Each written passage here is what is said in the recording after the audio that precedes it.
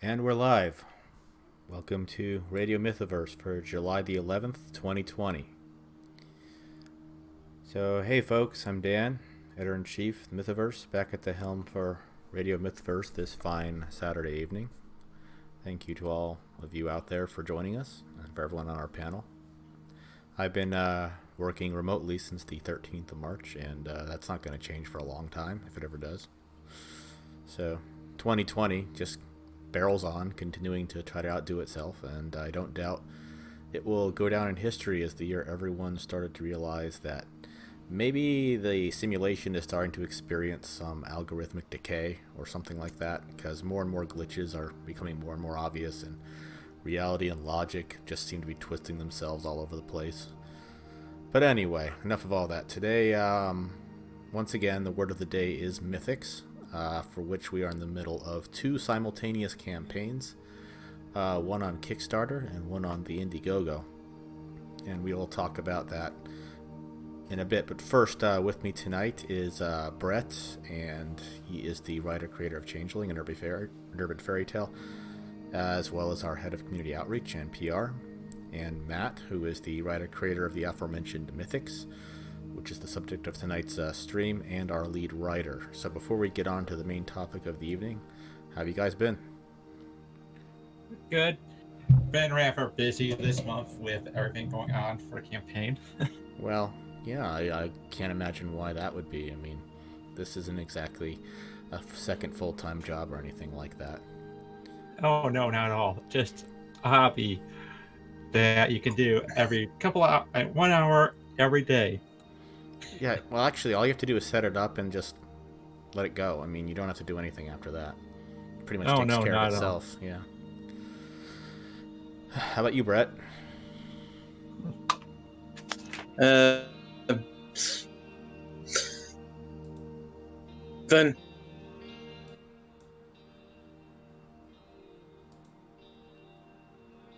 Are you there?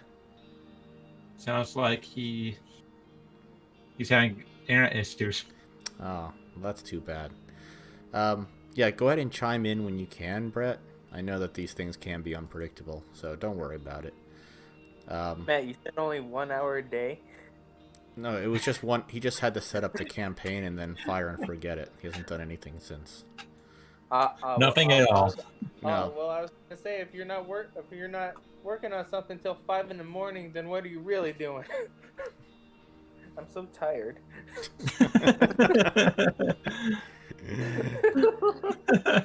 Oh boy. is my mic not working? Okay, I can hear you now, Brett. That's better.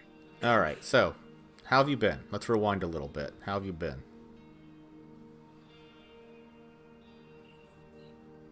What about For the most part, work has just been okay. But yesterday was just awful. Like, I wouldn't say awful, but it was a lot harder than I expected it to be. I got thrown on about 13 hours of pets freight, and a lot of it was small freight. That is, to put it this way, if you get a ton of small freight, is a lot harder to make disappear fast than a bunch of big freight. Oh, yeah.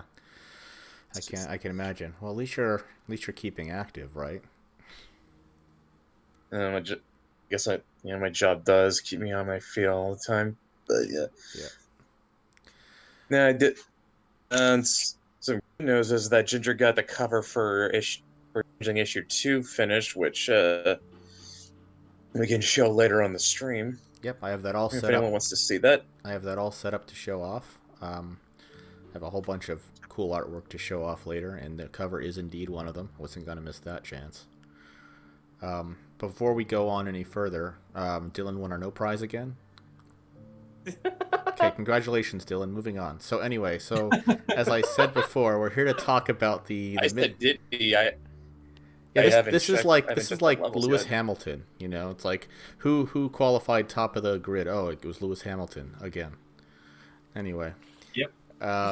So anyway, like I said before, we're here to talk about the Mythics campaign tonight. Before I start, I want to take a moment to reiterate a core principle that Brett, Matt, and I, who got into this crazy nonsense called the Mythoverse, want to make sure that we emphasize. And that is something that, you come to realize when you start to put a lot of work into something that you may have been putting off for a while, is that, life doesn't go on forever.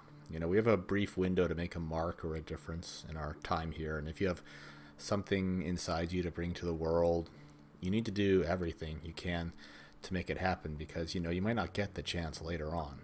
Like, if you allow yourself to be stopped or paralyzed with fear, you are essentially stealing time from your own life that you can never get back. So, as a song I liked from back in the day was known for saying, you may as well be dead if you're afraid to fall. So don't be afraid to fall. If you've got a story, you need to go out there and be your own advocate. You got to get people excited. If you're an artist, you got to work your ass off and show off that work. If you're a writer and you want to make a comic and you can't draw, work with an artist that has similar values and just get it done. Take the chance. If you fail, you fail. You try something different. But don't let yourself get paralyzed with fear, because everyone starts from nothing. I mean, that's the definition of starting. So don't let fear stop you. You have to do it. If you have to do it, you've got that itch, you've got that desire, you've got that fire, you got to share it. Otherwise, what are you doing this for? Brett, Matt, and I have worked nonstop practically for the past 2 years, and we've had to make a large number of sacrifices in terms of our time, energy. We've had to face setbacks and challenges and failures. I mean, 2020 especially has been rough for everyone, but we've gotten out variant covers of all of our first titles to backers through our Patreon. We've just sent out our Mythochibis compilation to Patreon backers, and that represents like over a year of work in and of itself, working with Antonella.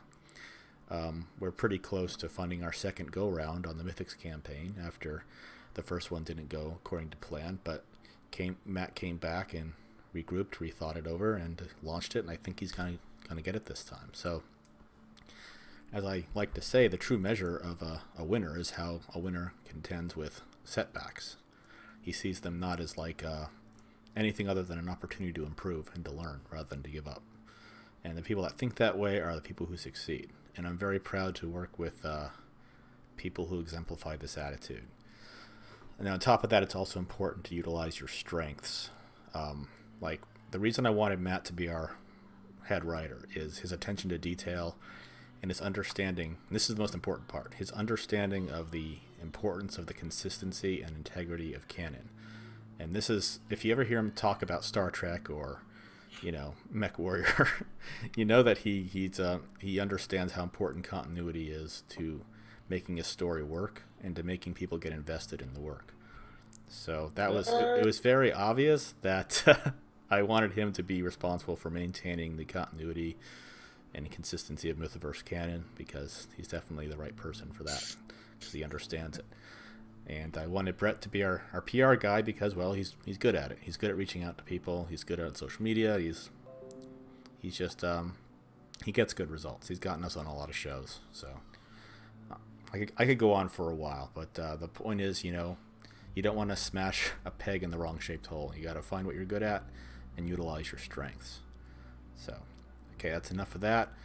Let's talk about what we really came here to talk about tonight, and that is the Mythics campaign. So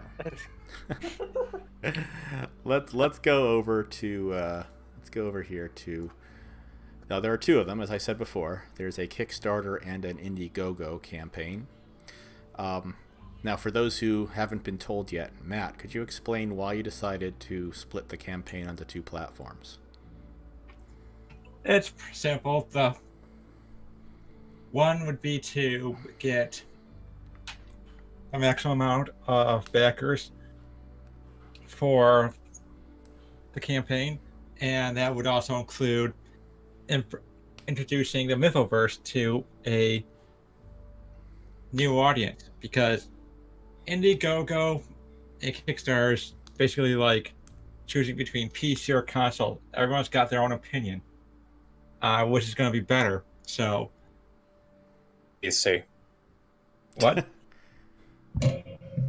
Name anything a console can do that a PC can't do better these days. Well, all I have to say, not to interrupt you, Matt, but as soon as Bloodborne comes out on PC, that's like the last advantage consoles have over PC, I think. Well, Hey, how's the war between Steam and Epic Game Store going for you? Oh, I continuing on.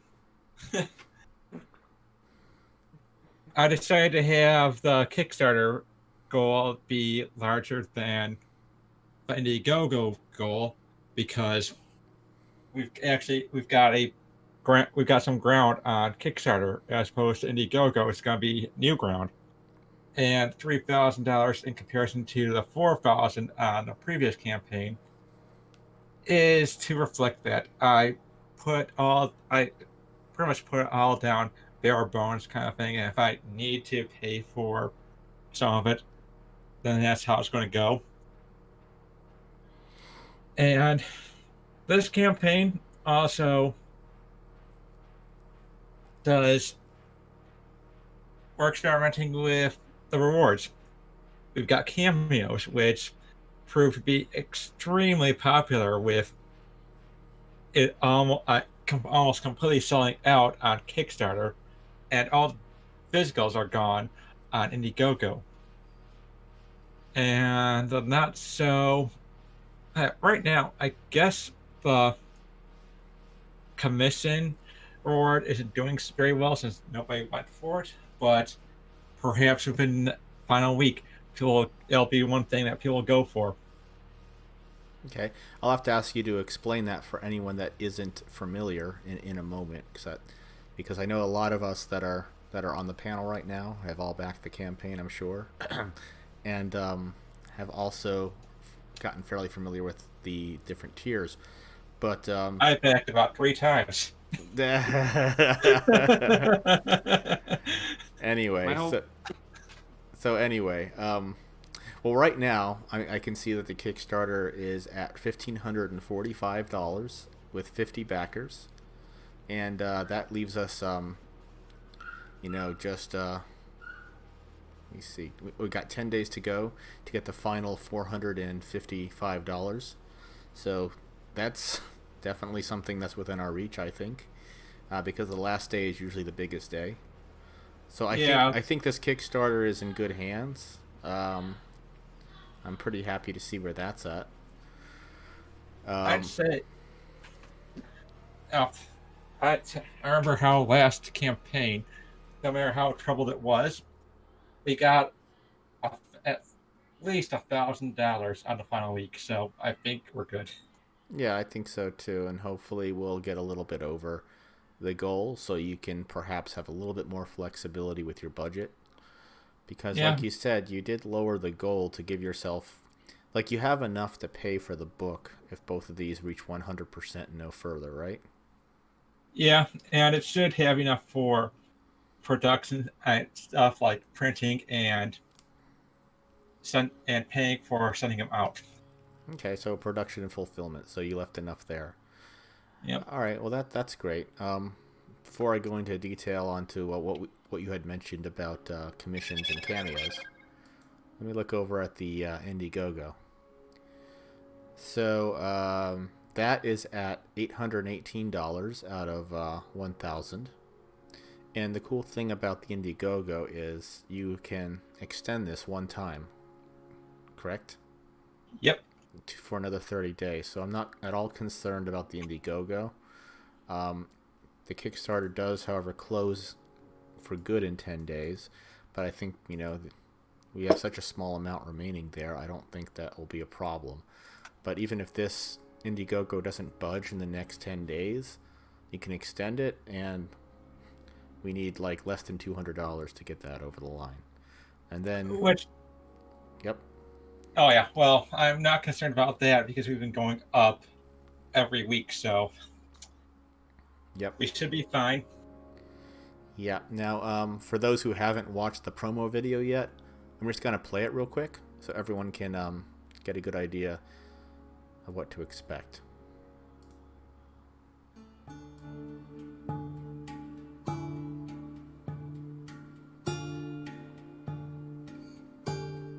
When we last left Elthea Fletcher, she had rescued a baby changeling from a coven of witches, and there were indications that there was far more to the incident than she had initially thought. The day after the arrival of Morella as backup, Althea Fletcher is sent on another mission into Blue Creek Metro Park, this time to deal with a Spriggan stalking its grounds. Although the Spriggan does not seem like a threat, once it finds a home, it becomes malevolent to any trespassers or perceived trespassers. Althea is apprehensive about the mission, as she has a crippling fear of Spriggans. Will Althea master her fear? Why is there a Spriggan haunting the same park where a coven of witches tried to sacrifice a baby changeling? Do they cause the Spriggan to be there? Find out in issue 2 of Mythics by Matt Trin with art by Beth Varney. The first of the continuing stories of the Mythoverse shared comic universe.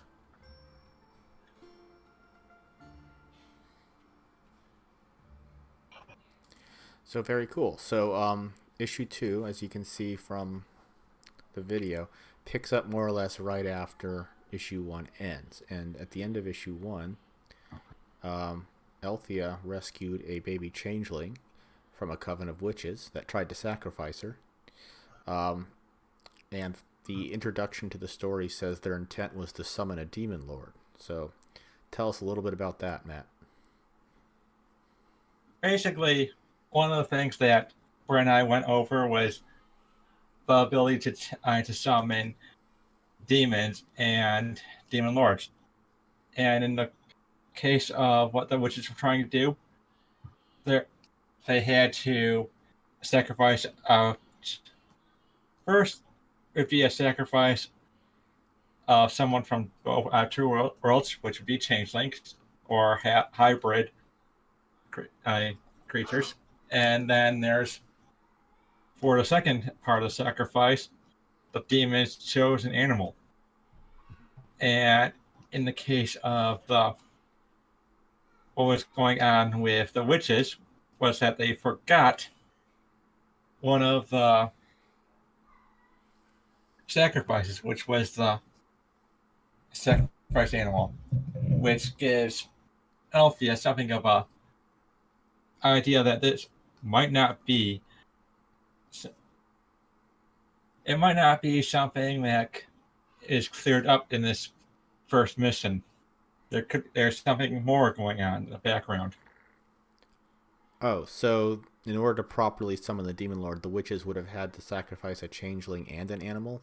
Does that have to happen at the same time? Yep. Okay, so I noticed, though, that in issue 1, she doesn't hold these witches in high regard. She calls them LARPers. So do you think that they're just incompetent, or is there something else going on? Well, I decided to have her refer to them as LARPers because at first she doesn't really see it as them being there anything malicious going on, because there is a low regard for Wiccans within her order, since they tend to be they tend not to really understand what they're dealing with. Yeah, probably not. Like a script kiddie who has no idea what the underlying algorithmic functionality beneath the scripts they're running. They just happen to have access to these tools, and they can't really comprehend what ramifications their actions would actually have. Yep. So yeah, that's cool. It's a nice analogy. Now, one thing that I noticed when looking over the art that I've seen so far for issue 2 is that Bethy has really stepped up her backgrounds. Like, if you look here, let me zoom in here real quick. Oh, sorry about that. If you look here at this cityscape here, and these trees in the foreground, this looks like this is a huge step up from what I saw in issue 1. Especially the sunset behind these skyscrapers here, and the fact that this late at night, with the light coming from behind the objects, they would appear to be silhouettes. So that's very, very cool. And the moonlight here, the soft dissolve and gradation of the light up here, and the stars look sufficiently random, and there's texture here on the sand. Like, these backgrounds have really been stepped up in issue 2. Wouldn't you agree? Oh yeah. And that's something that I think the readers are going to, I should anticipate, is that there will be an improvement in the art style because Beth doesn't I don't think Beth understands complacency. So they'll just continue improving and improving and improving. So by this time, in about 5 years, what we'll probably see now will probably look like that. While it looks beautiful today, she's probably not going to be very proud of it by then. She strikes me as All the I'll say is, I'll say, Matt, is I remember that one interaction she had with Serena on Twitter, where Serena pointed out that the neck looked off, and Beth's response was, "That neck still bothers me." Yep. well, what I said earlier about finding an artist if you happen to be a writer that shares your values. I think you and Bethy are definitely a good match because neither of you are, as you said, complacent, and both of you have faced criticism and have risen above it to improve. So I don't think I have any concern over Bethy's future prospects. I think we're going to see nothing but good things from her in the future. I mean, we're already seeing good things now, but if you just compare this to the first preview of Mythics that I saw like a little while ago, it's not even a contest. Like the costume design here, for example. Now this bathing suit here with the fishnet and this coat on Morella here, this plastic see-through coat, this was entirely her invention, right? Yeah. If it's anything, I'd say she has a career in fashion if she ever felt like it. Yeah. So I don't know. I think she got the idea for Morella's jacket from watching Blade Runner. one thing I will say for Blade Runner, that movie still holds up aesthetically. It really does. It's such a beautiful, beautiful movie. Say what you will about about the pacing. Like everyone I've showed that movie to has fallen asleep. So I'm not even making that up. I mean, and to be fair, it is a slow movie, but it is absolutely gorgeous. It feels like a real lived-in world, and I'm getting that impression here. So very, very nice. So without giving away too much, Althea is moving from her first mission immediately on into her next. This time she's not alone. She has Morella here. Is Morella a mythic as well? Yeah, she's also a changeling, something that was based off a tweet made by Lenore, who is a model for the character. Oh wait, this is based off of Lenore? No. Yep. Well, just so you know, if we ever need her to cosplay her character, I think she's up for it. Yeah, I think she just has to go out looking like she usually does. But anyway, yeah, so Mythics issue 2 picks up right there, and she's on a new mission with Morella, who is a changeling mythic.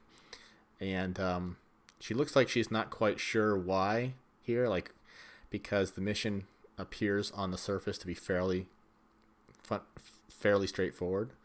Her mission involves expelling a Spriggan from this area, in the same area that she just stopped the witches from sacrificing the changeling. And Morella doesn't seem too impressed with the danger, but the whole problem here is that Althea, well, she's a little bit afraid of Spriggans, isn't she? Yeah, and the thing about fear is that sometimes it's irrational and sometimes there's a rational fear. In this case, it seems like what seems to be irrational is rational based on the flashback that we provide. Exactly. Now, Spriggans are fairly easy to counter if you know what you're doing. And Althea is, well, she's renowned for knowing what she's doing. So you would think that it would be a fairly straightforward mission. But as we see in the flashback here, and this isn't a spoiler because it's up here on the campaign, the last time she had to deal with a Spriggan, she was caught by surprise, and the Spriggan's weakness is that as long as you have most of your body covered with inside-out clothing, they can't see you. But apparently she was caught before she had a chance to turn her clothes inside out, and that's why she's in her underwear here, because the Spriggan didn't want her to have the chance to turn her clothes inside out. And in the Mythoverse, a Spriggan you need to cover at least over half of your body, just over half your body with inside out clothes for it to work. Yep. Yeah, so this is why she has this yellow coat on here over the bathing suit. But yeah, so the Spriggan caught her off guard, and she was captured. And so, what exactly is the Spriggan doing to her here? And I'm not leaving it up there because I don't want us taken down. Well, basically, he's torturing her by explaining her greatest fears, making her feel like, or at least making her feel like she's experiencing her greatest fears, where everyone has turned their backs on her. That's up here in this first panel here. And I like that it's conveyed through the visuals here. Like, you're not saying, and then he made me think that everyone turned their back on me. You know, it's just you're seeing that happen right here. So, you know, comics are visual, so that's important. All right. Yeah, and it's the reason I'm being a little bit hesitant to show this image is, as I said on a previous stream, I tried to open up a Instagram campaign with this image, and it was rejected for being, well, you know, the R word. So I decided, given our recent history of showing that kind of imagery on our YouTube channel, I decided not to linger too long on there to give them an excuse. So anyway, what? Again, Dylan didn't draw it. Yeah, well, Dylan did not draw it, but Dylan is. Oh, there's a Dylan image. I better not linger on that. All right, I'm just scrolling through all the images here to make sure that I didn't miss anything. I've been messing around in the chats. Just yeah. Yes, you are Russian bot confirmed. Yes, absolutely. God, when I draw Elfia, you'll bet it'll be in that orange swimsuit, and it'll be unstreamable. Blah ha ha ha ha. All right, taking bets on how long it takes for the YouTube stream to go down right now.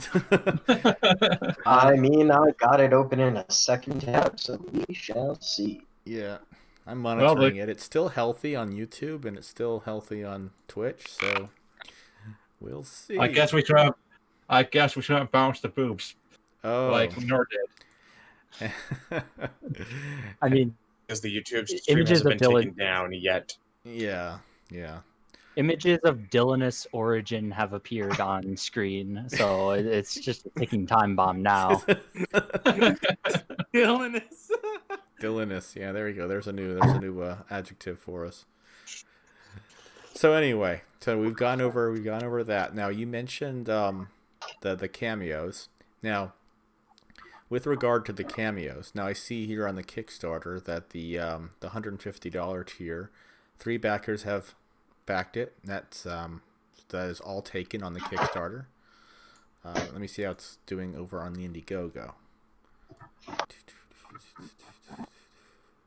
Yeah, and the Mythic cameos are sold out on Indiegogo as well. So I know it's too late for anyone else to back and get a cameo, but what can the people that have backed the cameos expect? Are they going to appear in the background? Are they going to have lines? Are they going to be a character that Elthia may bump into more than once?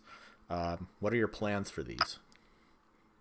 Well, the plan is to have them be, for now, background cameos, or in the case of some, there'll be characters they decide that they want to have in the comic, so that people will see them and go, oh, that'll be an interesting character to read about.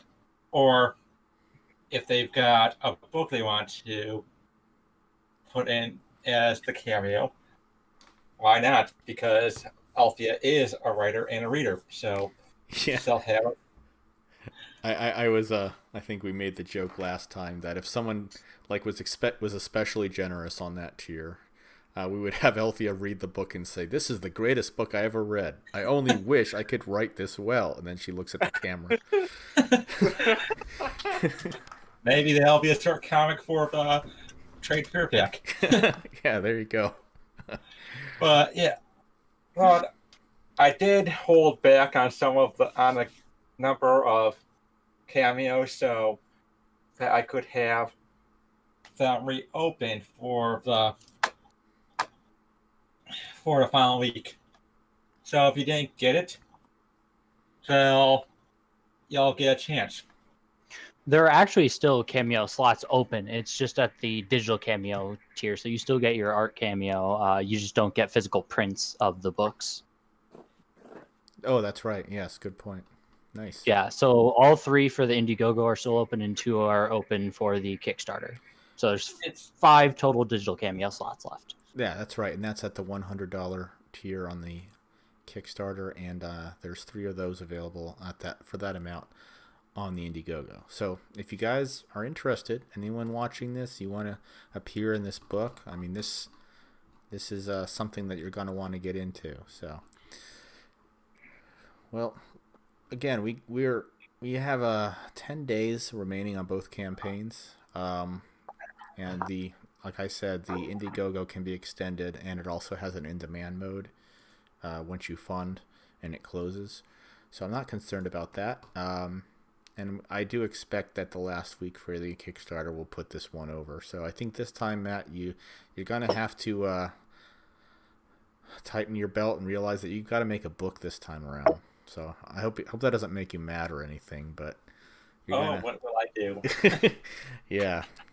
It's like you wake up one morning, it's funded, and you're like, "Oh crap, I actually have to do this now." Oh, what am I gonna do? Well, no, success. Oh no, people want to read my stories. What am I going to do? But yeah, this is the first of the second issues of the Mythoverse that we are funding.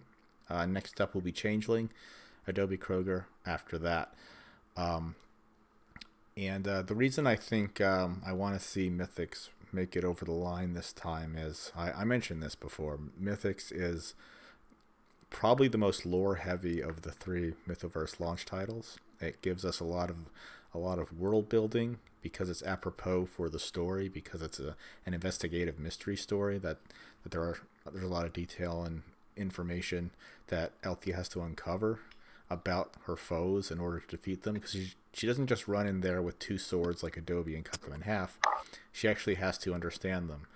And through Althea, we learn a little bit more about the Mythoverse, the rules of the Mythoverse, the creatures of the Mythoverse, and it's a great little world-building tool for people that want to understand what actually goes on in the Mythoverse in terms of the lore and the canon. So the fact that this book is close to succeeding for that reason makes me very happy.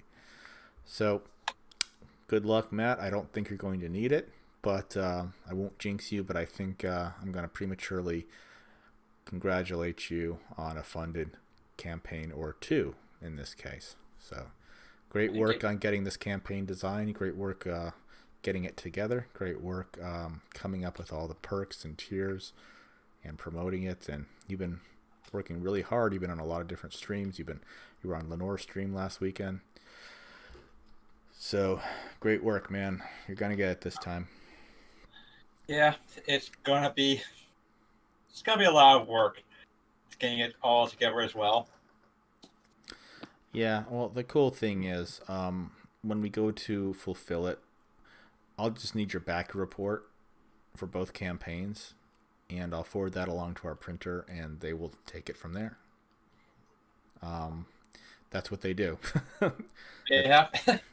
And they've done a fantastic job for us in terms of our Patreon. And this is a good opportunity for me to segue over to the Patreon, because there's a lot of things I want to talk about with that. So in addition to our crowd funds, we have, of course, the Mythoverse Patreon, which is more, this is our, as I said before, this is our goal. This is our holy grail. We would love to get this to the point where it is where we want it to be, because this will actually allow us to consistently produce the stories we want to produce in a timely manner, because we'll have a steady budget each month that we can expect to get each month, and we can pay our artists steadily. We sat down and worked out how much we would need to be able to consistently pay our artists and get a new Mythoverse book from all of them once every 3 months, so a quarterly release of 3 different books, and that is our current goal right there. So we have 34 backers right now, and it's getting there. It's getting there, and we're constantly trying to evolve it to the point where we are offering more value at all the different tiers to kind of get people to take a chance and see what there is to see in the Mythoverse and possibly bump up their donation. But anyway, one of the things that I want to talk about in that regard is that the $5 tier this month, we have a new feature that I'm really super excited about, and that is we are beginning to offer short comic stories written by Matt, Brett, and myself, and drawn by up-and-coming talent. By that I mean Dylan right now. But let me see if I can find a good example of that real quick. Okay, here we go. So right now, I don't want to show too much more than this because I want people to enjoy the story without it being spoiled. But this is Maria. This is the first story that we're offering on the Patreon. And this is a story about young Althea Fletcher. But it's called Maria because Maria is actually Althea's name. When does she come by the name Althea, Matt? Not until after she begins her training as a mythic. So how does that work? Did the familiars name them? It's more like they choose them. Choose one themselves.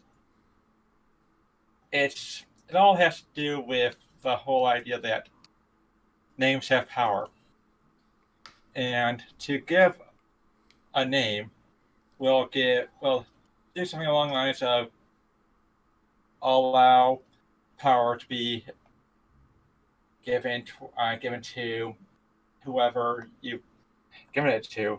If they understand magic, it could make their spell against you all the more powerful. Yeah, the true name principle. Yes, absolutely. So she gives herself that name. Is that to protect her true name, Maria?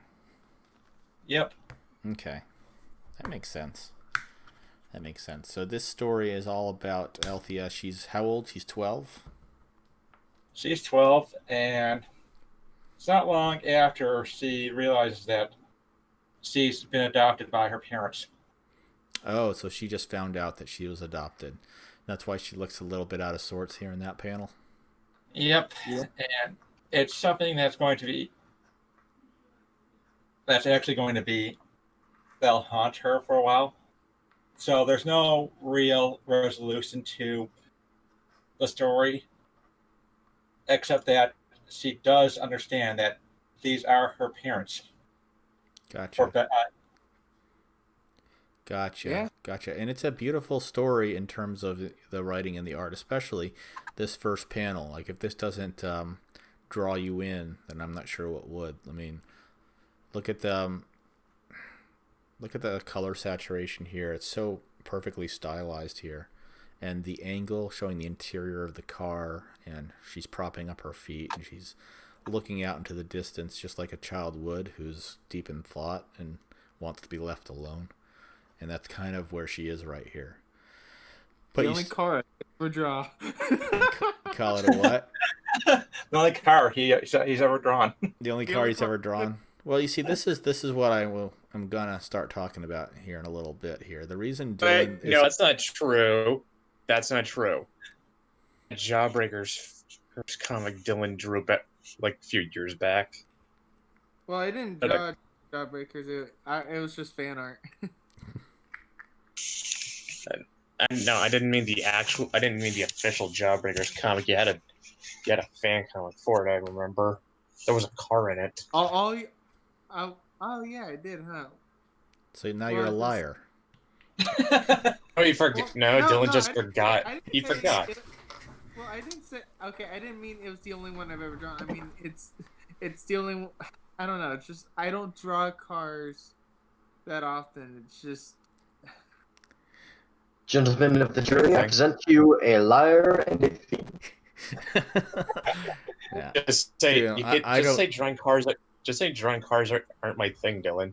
No, honestly, yeah, I don't care how uh, many cars he's drawn before this, or if any. I just happen to like this particular car he drew, so that's all I care about. It's a really What cool. were you gonna- It's a good shot. It's a good shot. That you were gonna say, Dylan. well, okay. I think okay. I think I needed to phrase that better. Just Phrasing. God. Okay, just move on. All right. I like this car interior. I don't care if it's the first or 15th car interior Dylan has drawn. So it's a really great establishing shot. And up here in the title panel we see what is clearly a sunset, and it's just shining directly over on her, and it just captures the mood very, very well. And that's pretty much how it is all throughout the story. So it is a short story. It doesn't go into too much detail. That's why it's a short story, but it is beautiful to look at, and it's a touching little snippet of young Althea Fletcher's life. Yeah. And Yeah, I think what I will say about it is that every page will give something interesting. Will offer something interesting and new to look at.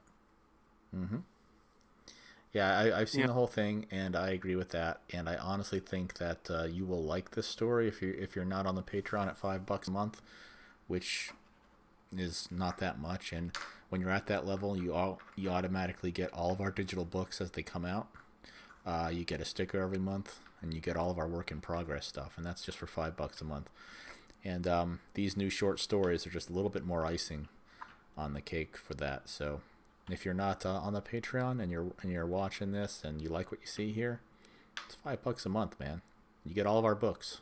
If you've ever been wanting to read Changeling or Mythics or Adobe Kroger and you haven't had a chance yet, you get all of them at once just by backing on the $5 tier. And you get this, and you get a sticker, and you get the work in progress stuff. So a lot of value there. So we take good care of you. Let's just put it that way. So that is that. We also I did mention also, I have up on the screen right now that I just sent out our Mythochibis compilation. Now this is a perfect bound cardstock volume. It has all of the Mythochibis comics as well as a commentary page for each of them. So it's a big, thick, hefty book, and if you haven't read the Mythochibis strip and you just want to hold the collection in your hands and get an idea of what was in our heads at the time, or what was not in our heads at the time, which is more likely the case, this is also available on the Patreon, and it's available at the $15 tier or above. And if you subscribe to that tier, you get everything from below, including all the short comics that I mentioned and audio content. But you also get all of our books with exclusive Patreon variants and this Mythochibis compilation too. So a lot of value to be had there. We work really, really hard to get as much value as we can to you guys. So if you want to help us out, we will definitely hook you up. So let me see what else I can show here. Oh yes, I did mention earlier that, and Brett did mention earlier, that the cover for Changeling issue 2, is it complete now, or is it still a work in progress, Brett? Dylan. No, Dylan's more. Dylan. I meant Ginger's more or less done with it. Okay. I'm showing it on the screen right now. So what we have here is the cover for Changeling issue 2. Now there's no trade dress on it yet. I'll go ahead and get that taken care of once.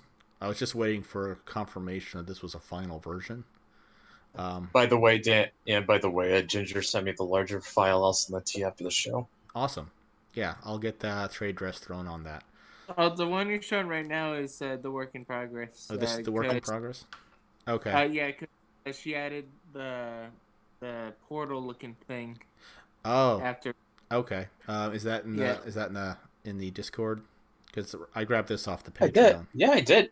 Yeah, I did show. Yeah, I did show. Yeah, it's in the Discord. Send it to you, Which Dan. channel is it?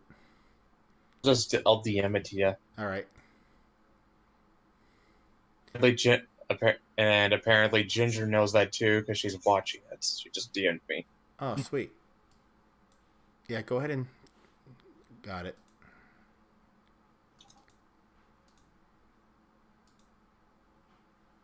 Okay, there we go. That's better. All right, let me zoom in. Okay, yeah. Okay, that definitely does look a bit more complete. So yeah, we have the portal to the Fey realm, and we see the light source from the portal is being reflected on the grass, and yeah, that's beautiful. So I know that this is in reference to something, and that Brett doesn't want to spoil it, but I know this. Everyone on the panel knows. Everyone on the panel knows. But you'd prefer to let everyone else who does not know to figure it out on their own. So I probably won't mention it here. But regardless, if you don't understand what this is a reference to, it's still a gorgeous cover. Ginger has really stepped up her game with the colors. The cat looks great. The backpack even reflects that there's a light source in front of it. Her jeans and her hands, they all properly reflect that she is turned away from a light source and that the light source is intense. Looks like a chunk. Well, didn't you do a dummy thick meme for Gavin right there? Oh my God. Gavin got memed so much when I showed the work in progress. It just means they love the art. Otherwise, they wouldn't bother. Anyway, now the texture on the bark on the trees looks pretty cool, and the leaves and everything. So, all in all, I'd say that's a pretty damn nice looking cover. And yeah, if you want to send me the high resolution version of this, Brett, I'll slap the trade dress on for you and send that back over so you can start using that in your promos. Good. Here you go. What was that? I was running from a lizard man, but I'm so dummy thick, my etc. Oh, poor Gavin. Poor Gavin. Our creatives are merciless. Anyway. But anyway, Maeve is wearing her hoodie, and my daughter still wears hers. She loves it. And she actually walked up to me yesterday. Oh, no, not yesterday. I'm sorry. It was about day before yesterday. And she said, "Are they making another Changeling comic?" And I said, "Yeah, they are. They're just not done yet." She said, "Oh." So she's looking forward to it, Brett. So you got to get this done, or you'll have a sad 9-year-old Just on your being hands. patient. Patient. Yeah. Yeah, we should. But yeah, we should get it done soon. I mean, like we don't want to disappoint our biggest fan, right, Ginger? Yeah, I wouldn't disappoint her. I mean, she made a fan comic. You don't want to disappoint a fan that makes a fan comic. Yeah, this looks really I'm good. a big fan too of Sasha. Well, according to Dylan, Sasha is the best thing to come out of the Mythoverse, and that you shouldn't try to argue that with him. Poor Sasha. Nah, she knows she's hot. She's flaunting it. Anyway. So there's Changeling. We do have some work in progress art on the Patreon. If you want to subscribe at the $5 tier, you'll get to see that before everyone else does. Oh, hi. Speaking of your fan here, would you like to say hi? Hi. Are you excited for Changeling issue 2? Yeah, I really am. Okay, what was your favorite part about Changeling issue 1? When she first found out she was a changeling, I was like, whoa, that's so cool. Yeah. Did you like the art? Yeah. I have here on the screen, you can see it right there. That's the cover for Changeling issue 2. What do you think of it? Awesome. Yeah. You asked me the other day how long it was going to be before Changeling issue 2 came out. Do you want to ask Brett? Yeah. How long is it? I'm hoping to have everything by October, and after that point, it's just a matter of tracking down a letterer, and hopefully that shouldn't take long.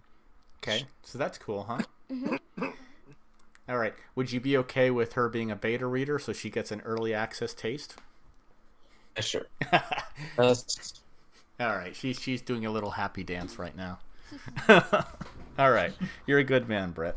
Oh, you want to say one more thing? Yeah.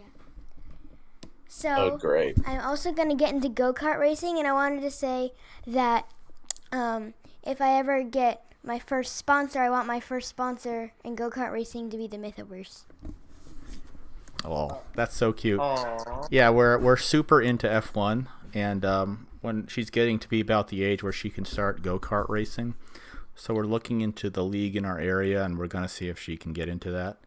And yeah, she wants the first sponsor for her go-kart career to be us. So that's gonna happen anyway because her dad's gonna be her biggest sponsor.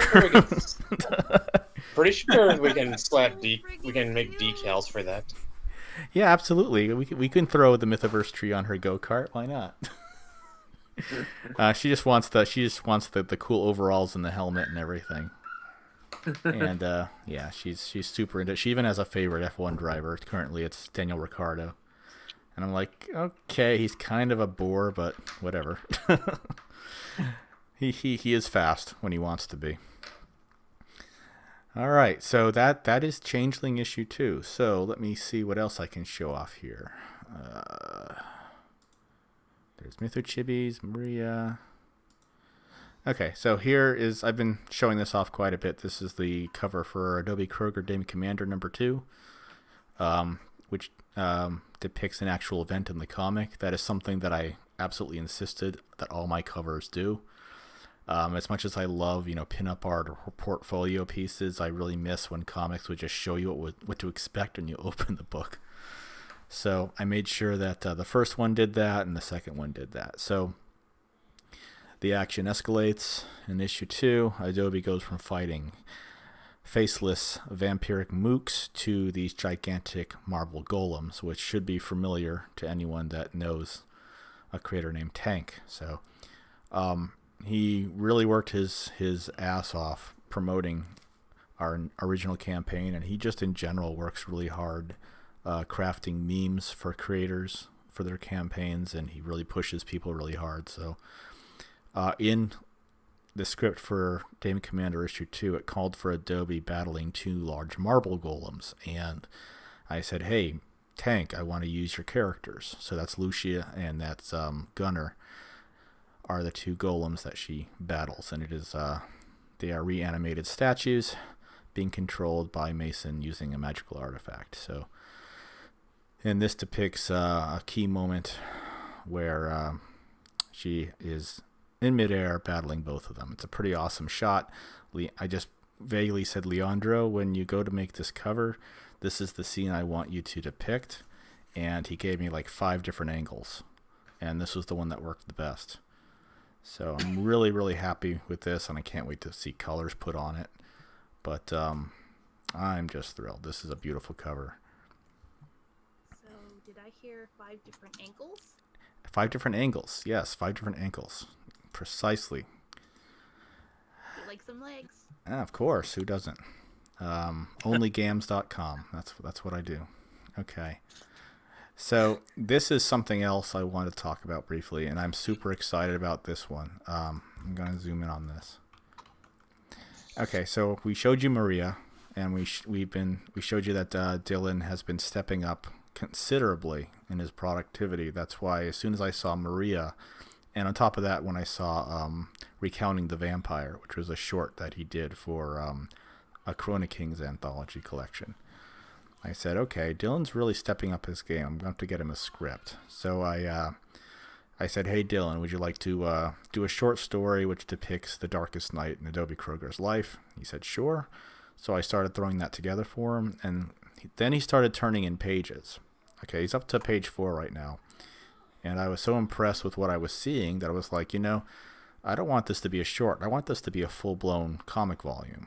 So a couple of days ago, I decided that I'm going to just throw out everything I had for the short story and just continue from where Dylan left off, but extend the content out a bit so that it'll be a full-blown 22-page comic that I will go on to print. So this is a short story called Dropping Out. Well, not a short story anymore. It's a one-shot called Dropping Out. And when Adobe Kroger was 16 years old, she had the darkest night of her life, which led to her being arrested and being sent off to a boarding school, which turned out to be a training ground for the Order of the Carolingian Cross. So while it was a terrible night in most respects, it led to her finally turning towards the light. So we get that. Now, what I'm showing off here is Adobe on the right. Oh, by the way, Trin is a canon brand of clothing in the Mythoverse, apparently. Which I'm fine with. It's okay. And on the left is her older sister, Riley. Now, one of the chief overriding themes of this one-shot is how Adobe perceives her older sister and how that affects her own self-image to the point where she becomes completely self-destructive. And that's an overriding character arc that doesn't completely resolve itself until like Adobe's 41 years old. So there's a lot of baggage here, but it does ultimately arrive somewhere. And I've discussed that with Dylan because he's doing such a great job with this. And he is also writing a story that takes place in or around the year 2030 when Adobe is 40 going on 41. So I needed Dylan to be aware of where she was at that time, so I let him in on a little bit of inside information. So really excited about this one. It's turning out great, and the best part about it is I basically described the action, but one thing I don't like to do is micromanage the aesthetics. I always see the writer of a comic book as like the screenwriter, and the artist tends to be the director, the cinematographer, the sound designer and all that stuff all rolled into one. So I basically say this is what I would like to happen, but make it look however you like. And that worked out really well with Leandro, and it's working out really well with Dylan because he's doing some crazy experimental stuff with this that's really going to make this book something to see. So this will be available on the Patreon, but because I extended the length of it from my initial plan 12 to 22, it probably will be a little bit longer to deliver this one, and I don't want Dylan to rush this one because I think it has a lot of potential to be something special. So it's possible that for next month it will not be ready, but we might possibly have something else ready. But if not, then trust me, this book's going to be worth the wait. If it takes an extra month to get it done, it takes an extra month to get it done, but you're going to love this one. This is going to be a fun story. It's a bit on the dark side, it's a bit heavy, but it will be memorable. I'm really thrilled. So, great job, Dylan. And this image right here is misleading because there's a lot more color on the inside. Oh yeah, there is a lot more color on the inside, and I'll be showing off little teaser images of that. I don't want to give off too much of that because I think it'll be the most effective when you see it all fresh. But trust me, it's going to be good. And Dylan's art is really stepping up, and not only is his his technical ability stepping up, but his ability to try different things and experiment with effects and colors and angles and distortion, which is actually very appropriate for this story because it involves Adobe going on a drug trip. So it's gonna be pretty cool. For this particular image right here, I actually got the inspiration from the Breaking the Habit video.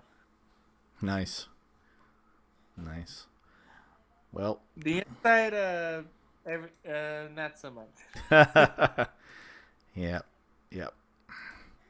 So, well, that pretty much wraps up our first hour. We've talked about Mythics, talked about our Patreon, we've talked up what you can expect there, and we've given you a little bit of a preview of where Adobe Kroger and Changeling is, and the short stories that you can expect.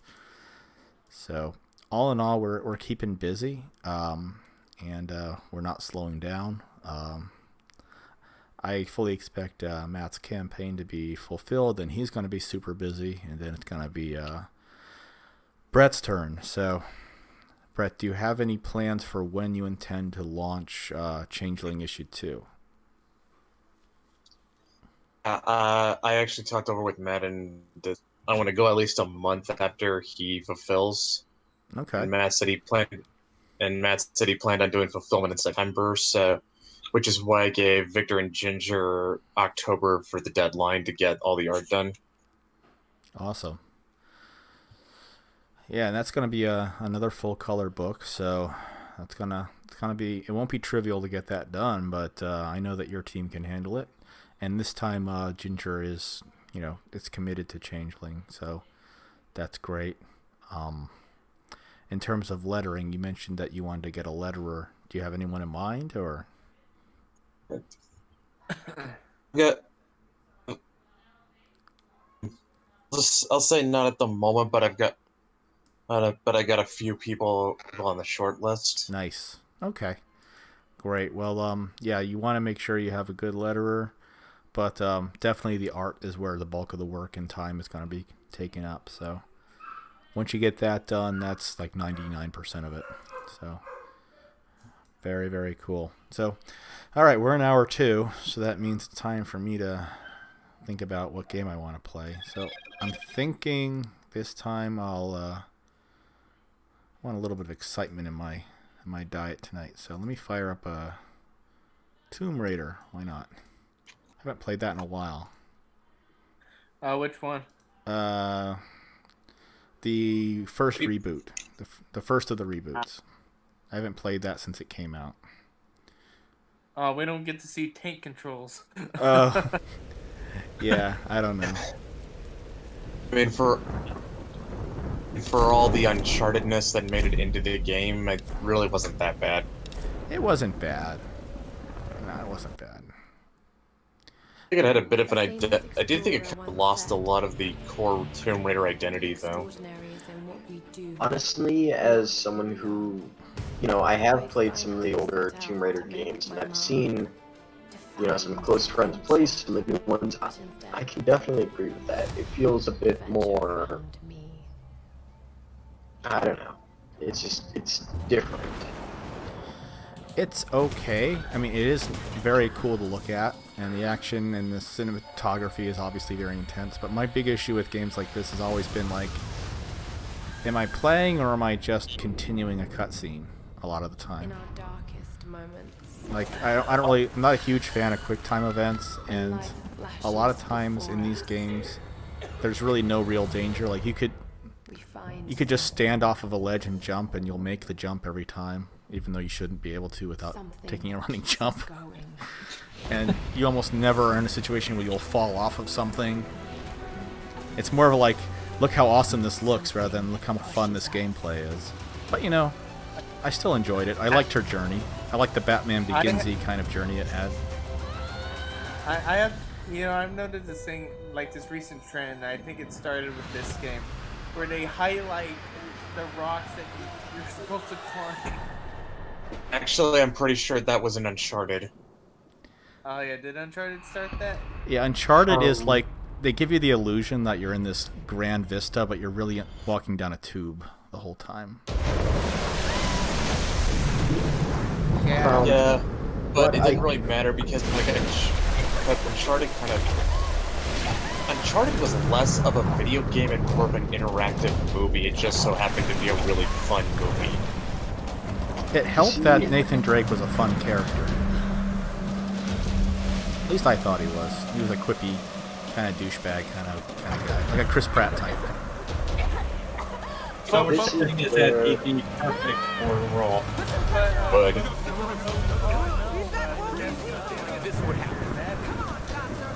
This is where I definitely have to pull out the past 3 years or so or more of watching Zero Punctuation with Yahtzee. I have to say, he's right whenever he talks about, the latest Naughty Dog or The Last of Us, which was, apropos misnamed. They're more than just The Last.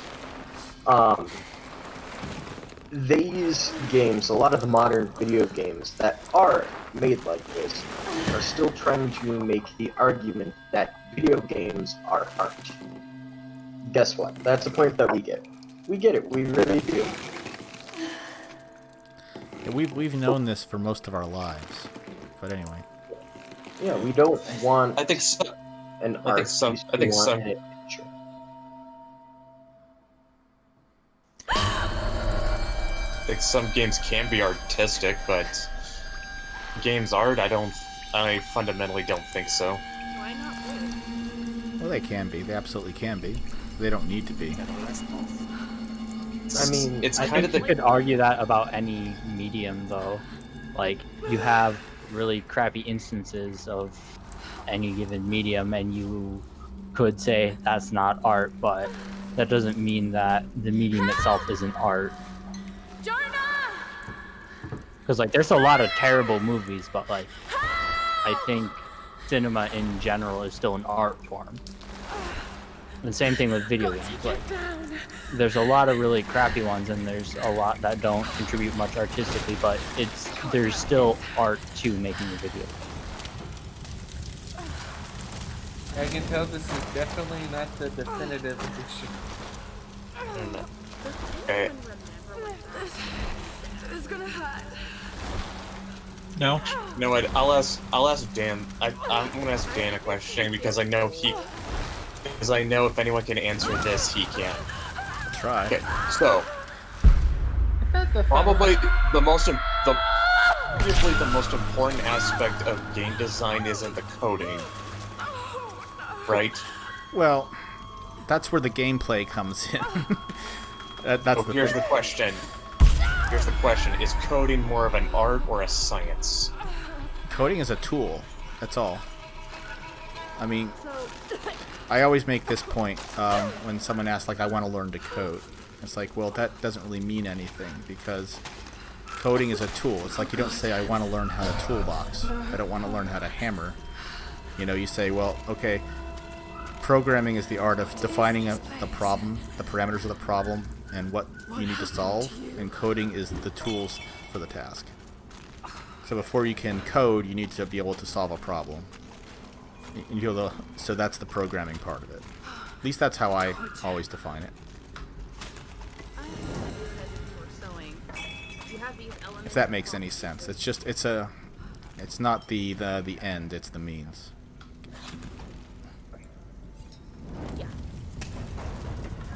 We all know the best. We were talking about Final Fantasy. We all know the best one is 13. Nah, it's call me basic, but I'll always like 6 the best.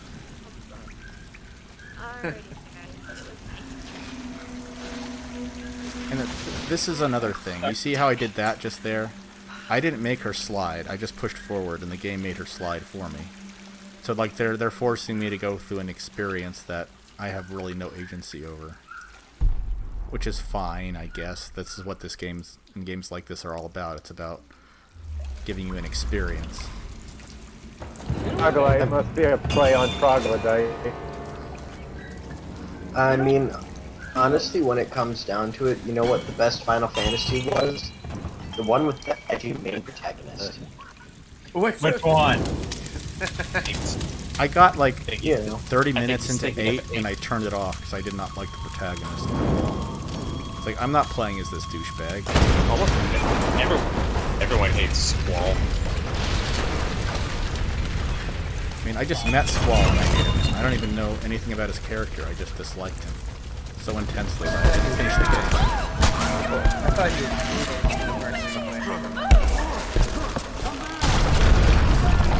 Fantasy male protagonist. Like, it's kind of all edge and no point. True. Leon. Yeah, but a pizza cutter still serves a pop. I mean, Cecil. Cecil, I mean. Cecil. And like this part here, I'm not in any danger of drowning at all. But they're trying to convey the point that I am. Like, I could literally sit here for, you know, half an hour, nothing's gonna happen. So I'm not in any danger right now, but they're trying to create that danger where there is none.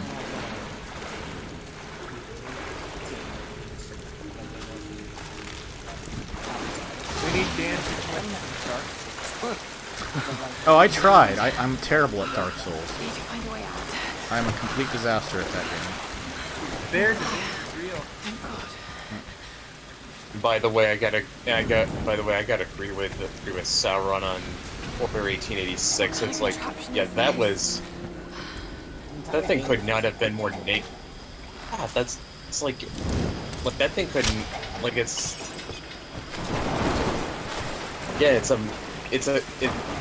it's one of those games I can't decide if it's a game or a movie.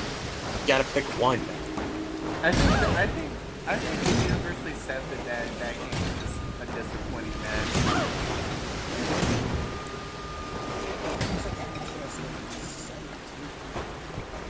I never played the Order 1886, so I don't know.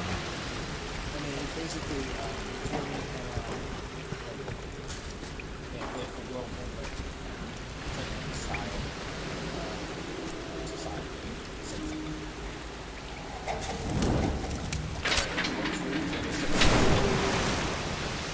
no one can say it like it's very limited.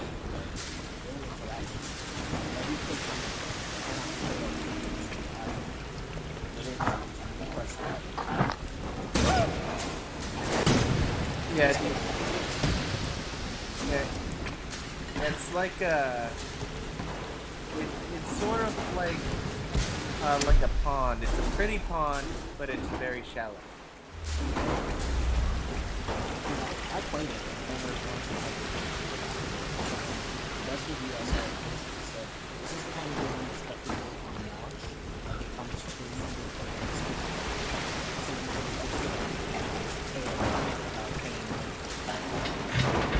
Damn. Hello. Hello. Hello. We have Salem. Oh, we have Salem. Oh, nice. Hi, Salem. Hey, Salem. Didn't interrupt. Continue on. Let me turn this volume down. I'm having a hard time hearing everybody. It's basically interactive cuts the entire game. Little to no interactability to be found. And any interaction you had, it was literally a quick time event you couldn't actually. Right. Like, I remember one very specifically at the beginning of the game. These two guards are like putting your head in water, trying to drown you, interrogate you, and you could literally just stay there forever until you press the button escape. Yeah, you're basically continuing an animation or a cutscene. You're not controlling anything. That is just terrible game design. You know, when you're talking about being drowned or having your head shoved in water, it made me think of that Ride to Hell Retribution. Oh god. Alright. 10 out of 10 game. Hell Retribution was a bad a game where nothing went right. When are we getting the sequel? Or because the studio went under.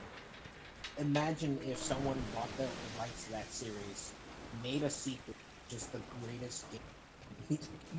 Can you imagine if the sequel was actually good? That's what I was saying. I would make it a sequel, but I would change the theme from motorcycles to trucks, like my trucks. Just go heavy, hardcore on the redneck. I mean, and you can name the sequel Brother Truckers. I mean, I hear trucks and I hear rednecks, so all I'm hearing is Road Warrior Apocalypse. Ride to Hell, Brother Truckers.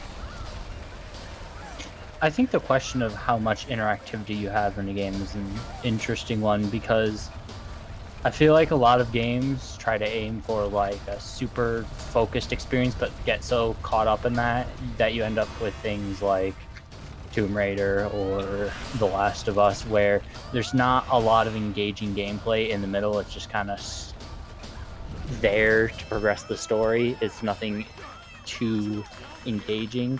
And on the other hand, you have really wide, expansive games where you can explore a lot, and you're not just in this kind of linear tube clicking buttons to progress plot. But I find that like super expansive games, I just get bored because it's like, okay, there's 8 bazillion things to do, and I've done about 10 of them, and there doesn't seem to be any change in the gameplay. It's all very repetitive. Like, there's a lot of content, but it's not varied. And I find it difficult to find games that strike a nice balance of like how much you're able to interact with and keeping that interaction engaging. On that note, just made me think of something. It's like, so I'm gonna assume everyone in the panel knows who John Romero is, right? No idea who revolutionized 3D gaming.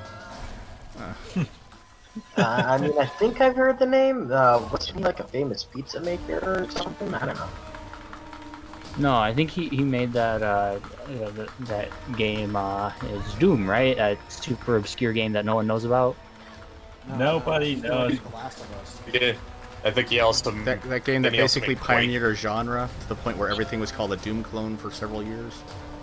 It was. Hey, we all know the best game he's ever made is Daikatana.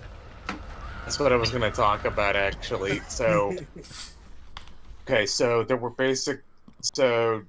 John Romero was one of the 2 brains behind Doom. The other was John Carmack. They had 2 different design philosophies. Romero was, actually, let me think a better way of putting this is, Carmack was more of a straightforward programmer. He wanted to focus on getting the game done and playable and out the door. Also, he was a lot more low-key, preferred to be behind the camera and just keep to just plugging away at the keyboard.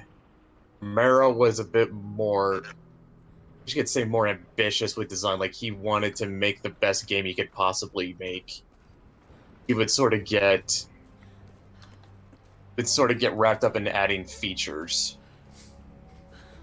and stuff, and of course he liked being in front of the camera and shit. But the thing was, it's like this two kind of Todd Howard. Here's the thing: these two mindsets sort of came to blow when he was working on Quake, and it was like during the first few months he was actually kind of he wasn't happy with it, just because Carmack was basically writing his ass to finish the game instead of adding new stuff. That's why Romero quit it and went to found Ion Storm. I want to see if I can fall off this branch, actually. I wonder if it's even possible. I'm gonna try to fall off. No. Nope, I can't fall off. Wow. Nope. And of course, I'll just say if you watched the Matt McMuscle's What Happened episode of Katana, you pretty much know where everything went wrong. See. Hey Dan. Yeah. It said you could adjust the graphical settings. Do you think you could play this in potato mode? Why do you want me to play it in potato mode? I just want to see if this game plays in potato mode. Okay. It'll make it more interesting. All right. I mean, it's a potato game. Why not play it in potato mode? Sure, why not? Is this gonna turn into a Rift stream? I like this idea. Well, you see, I just crossed a gap over a fallen tree, and I couldn't fall off on purpose. I was mashing the keys, but they had a moment where I slipped and fell, and that was a scripted moment. So, yeah. No, you're not allowed to fall until we tell you to. Exactly. All right, I'm going to turn everything off here. Let me see. That's funny. Why the hell not? One of the worst scripted moments in games possibly do is when you have the player fight an enemy or a boss. You make the boss health go down to a certain, and like the player has to lose the fight, but you give them this illusion that they can win the fight. But Okay, once you get that boss Oh my to a certain god. health, This is it's apparently not potato mode right now. Everything's low. Honestly, what you're describing there for a game like that reminds me of some of the older Kingdom Hearts games. Alright. I'm not going to lie. I'm gonna just jump from a standstill here, and I bet I can make it. Yep. And Yoda, for making this a Twitch stream, I mean, I already got a beer in hand, so, you know, we'll see where this goes. What was that? You sounded kind of body for me. Oh, sorry, I already have a beer in hand, so we will see how riffy this stream becomes. Ah, okay. How riffy. Alright. Linderman's from Roise Raspberry Lambic Beer. Look, I cannot walk off the ledge. I'm trying to die here. This is not the worst potato mode I've ever seen. Now, I'm supposed to feel tension here that I can potentially fall off this wing, but I can't. It's impossible. There's a wall here. This is just a shit. Is it really that hard to just put a "you died" screen on? Like, just do what Dark Souls does. If you're stupid enough to fall off the edge, you die. And then Okay. that's that. Okay, though I have played the later games. I think they do add a bit more, actual tension where you can just jump off and die. Yeah, unfortunately that doesn't exist so far here. I'm gonna try to die deliberately as often as I can. Just so I can... That's probably only gonna happen in combat. Probably. I mean, the one with the comfortable pillow-looking beanbag that was a rock, supposedly, that one was pretty good. This kind of looks like an early Xbox 360 game now. You know what was a great Xbox game that I am so pissed off we will never see a sequel to? What? Republic Commando. Oh, yeah. Yeah, it was. Yeah, it was. Gee. Oh, I can jump off. Wow. But I can't walk off. I don't know. Alright, apparently I can jump to my death, but I can't step off to my death. Actually, Xavier, they wouldn't per se that because we did get another Battlefront, but it wasn't good. That's because it is a giant hit of hungry sharks strapped to fucking wolves. When they did away with all the microtransactions, actually Battlefront 2 wasn't actually that bad. The story mode was lacking, though. Wasn't as good as the first one. Compared to the original? Yeah, I meant the original. It was but then again, it was never going... I don't think anyone thought it ever would be. It should have been.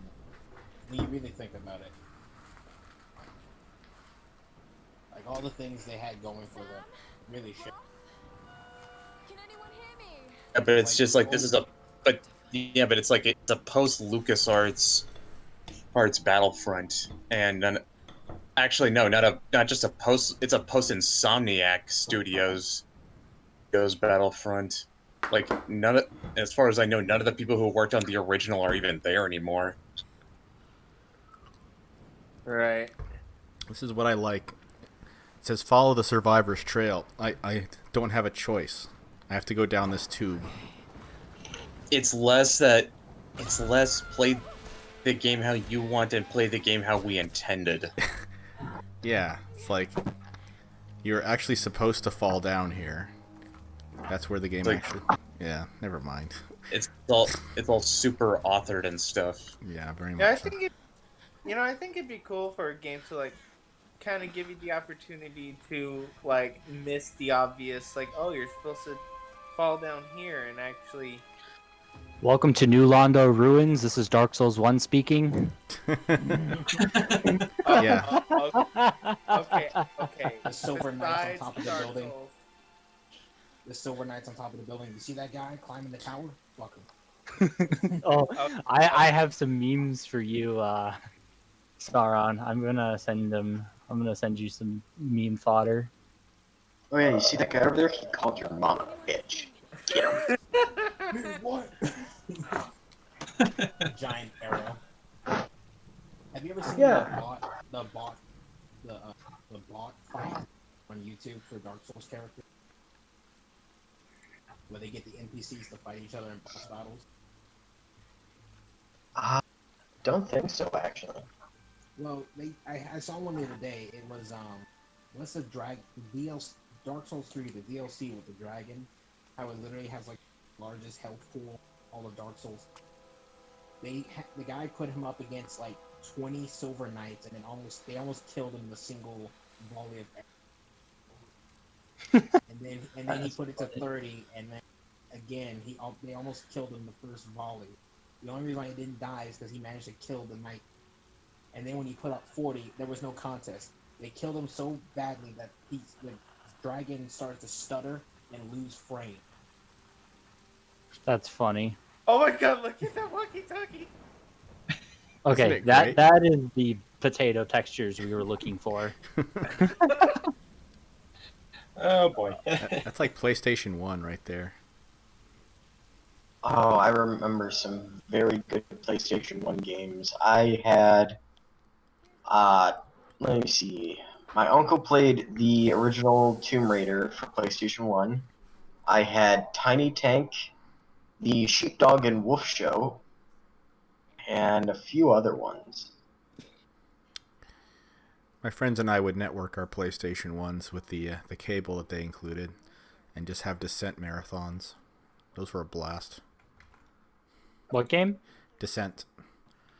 It was essentially Doom in all 3 dimensions because you were in a spaceship and you could go up and down and all around. If you weren't prepared for it, it was, a vomit machine. Ooh. Yeah, it was. Oh, hey guys, look, it's Sam. A character so important she never shows up after this game. Don't you spend the whole game searching for her? Yes. I never played any of the sequels, so I don't know. I just played this one when it came out. They're not bad. You know something I always forget about these Tomb Raider games? Because I know it's in the old, but I always forget that the mystical elements are... Like, in Uncharted, there are no mystical elements. It's just ancient tombs and stuff like that. But in Tomb Raider, it's like when they find an ancient tomb for some god, the god's literally in the tomb. Right, it was how like in Indiana Jones there actually was an Ark of the Covenant that actually did have the Angel of Death in it, or whatever it was. It always confuses me because I'll be watching like the new Tomb Raider stuff, and then like out of nowhere these ancient statues come to life, and I'm just like, oh yeah, that's right, this is all real, holy shit. Which is why I think the realism kind of takes you out of it a little bit. When those statues start coming to life, it's like, okay, this is going a little too far here. Yeah, one game that really messed my shit up was Metal Gear Solid 5 because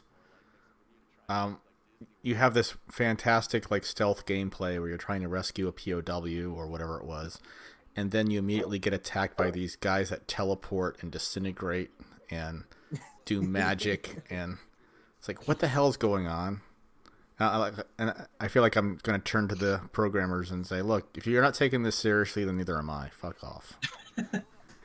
Well, I don't think Metal Gear Solid ever took itself seriously, did it?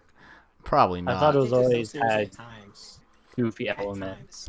I mean, in the end, you were but I still think it's fighting. Always had, like, super goofy elements. Yeah. I'll tell you what, Metal Gear Solid dropped some pretty damn big red pills, though. What do you mean? I really like there's one where it went on about like the media, convenient half truths, and society. Oh. Like I can link the video. Like it's like spot on.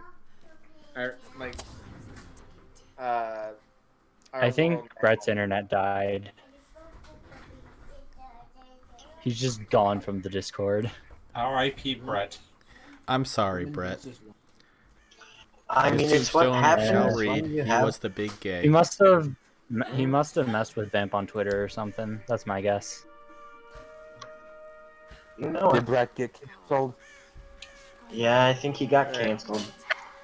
Oh, he's back. At least on Discord. Brett didn't get canceled. Yeah, these potato He's still graphics alive. are really bringing me back. I love how a man could disappear on the stream, and we're just like, he got canceled. We're joking. And in reality, he could just be assaulted.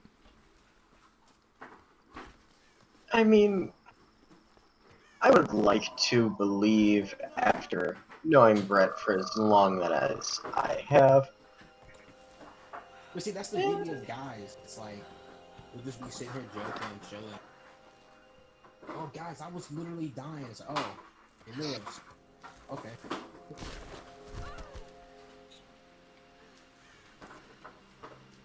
She robbing a... Oh no, tension. Is she gonna get the... Wait, did it literally just wait for you to click right on the whatever?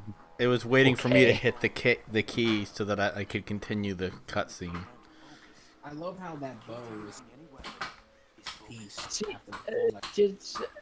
just make it like, just make it a cutscene. It would have looked smoother and probably had better tension if it wasn't just waiting for you to input a key. Yeah, you know, that's what these games are all about.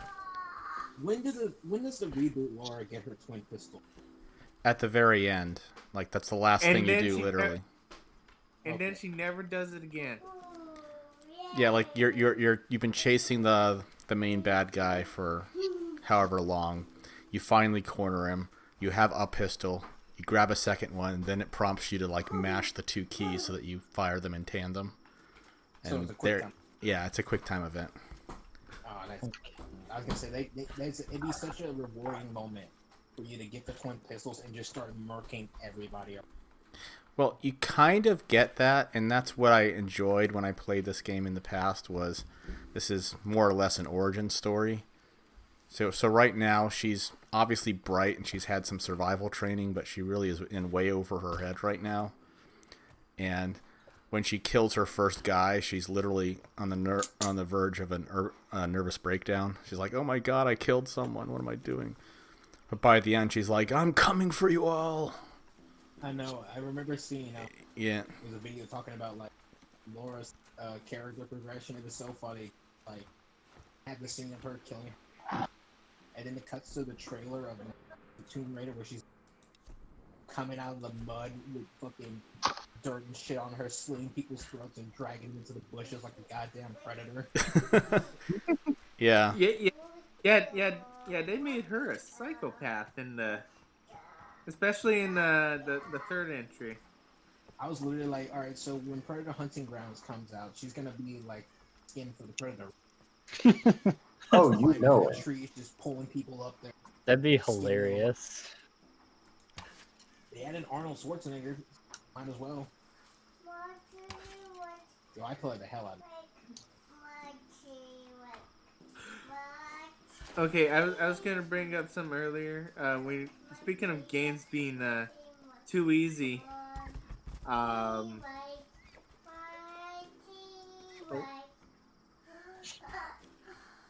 Is that Dan's toddler? That's my toddler. Yeah. He's right behind me. I'm so confused. He's watching me murder innocent deer for no reason.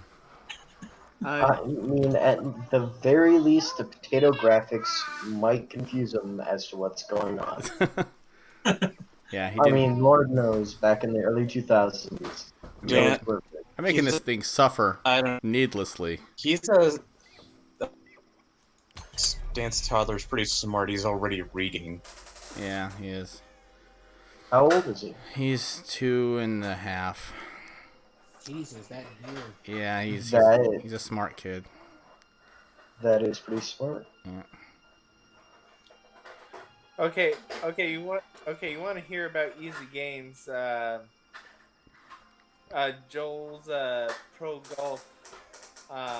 Joel and one. literally, okay, it's not called it, but they literally have a journalist difficulty. Oh, they do have a journalist difficulty. That's funny. Oh yeah, Yeah. I remember seeing that. Where, like, you're talking about Last of Us 2, right? Do you just click a button and you win? No, you can crawl around on the ground and all enemies will stop seeing you, even if you're like right there. I remember that. It's Last of Us 2, right? Is it actually called journalist difficulty, or is No, that it's just what like, you're calling it? It's like you can customize the difficulty settings to almost anything you want. Like you can change it to where no one can see you the minute you enter bushes, but they can still like have aggressive patterns and stuff. It's like ridiculous. If you wanted to, you can change it to where all you have to do is press a button. But the game is so obviously made for games. Like, oh my gosh. So yeah, like no joke, you can literally like prone and they will not be able to see you. Like even if you know. Yeah, I remember that. Like you can literally go prone and they just stop seeing you. Like, literally nothing can see you. We need a return to games that challenge the player. We need a return to games. No, Dark Souls is punishment that only masochists go and enjoy. And I know people who have sank over 1,000 hours into that series of games. Hello. Raising my hand. Same. Okay, congratulations, Yoda, Sauron. You are both masochists now in my mind. Congratulations. I disagree. It's not punishing for masochists. It's just hold you accountable for not learning the mechanics. And there's some moments where it's okay. Yeah, the first time you encounter any trap is nonsense. I agree, but after that, you should remember it's there. Yeah, no, the moments when you swing your weapon and like it hits the wall, but then the enemy swings the weapon and it clips through every wall possible. Come on. Okay. The games that I really would really love to, see come back and, exist would be games, like the original Battlefront, like the Time Splitters series. That's a series that, I haven't thought about that one in ages. I have the first, second, and third game in the franchise, and I have to say, those games were difficult, but those games were rewardingly difficult. You had to actually think. You had to use strategy. That, and, honestly, they have, for its time, a very well put together narrative from the first two games having absolutely no overarching narrative. Right. You know a game that does difficulty really well? I just replayed it. Alien Isolation. Okay. Aside from the horror aspect, like, it's one of those games where you really have to think about doing. Hi. I did toothbrush. What's that? I did toothbrush. What'd you say? I did toothbrush. You want your toothbrush? Yeah, I did toothbrush. Where's your toothbrush? How dare he keep a child from clean teeth? The toothbrush is in the kitchen. Why is it in the kitchen? That's not where it belongs. Alright. Be right back. I'm just going to help him find his toothbrush. Enjoy Laura on the ladder. Wholesome. It's so wholesome it hurts. Nothing will touch Laura on that. Guys, I'm beginning to think that I got to spend less time around Dan. I think I'm getting a cavity. All this sweetness. There's too much. But what I was saying with Alien Isolation. The game was tough, but challenging. What's up? Right ways. Okay. Another one that I know I at the very least enjoyed, not only due to its challenge and the problem solving you have to go through with it, was at least the original Splinter Cell series. Because I didn't play any of the, reboot ones where, they brought in the new young guy or whatever. I haven't touched those ones yet. Don't play anything past I play anything past double agent. Like Conviction is garbage. I like Conviction. I like it. Granted, it was like the first RSO game I would apply nostalgia to. But I remember playing that game and like I went in a room guns blazing and just immediately died. And then at the time I was like really young, so I kept doing it thinking like I'm just not good at this. Until finally I kind of realized it just wasn't the smart way to go about it. So then I went the stealth route, and then I dwindled the numbers, and then when the numbers got a bit more manageable, then I went guns blazing. And then I play aggressively when I'm allowed to. That was. Oh, I mean. Go ahead. Oh no, go ahead, Dan. No, I was just kind of say to that point. That was one reason I liked Dishonored and Dishonored 2 was that they did give you a fair amount of leeway on how you wanted to accomplish your objectives. Like you could murder everybody, or you could stealth your way through, and there were advantages to both. I have a weird love with this. I never played the second one, but the first one, I like that same aspect too. I just hate how the game punishes you for the violence. Oh yeah, like if you're too violent, then the world starts to become a darker place. Not even just too violent, just violent in general. Right. You can't kill a single person. I think you can't that even kill the guards and stuff.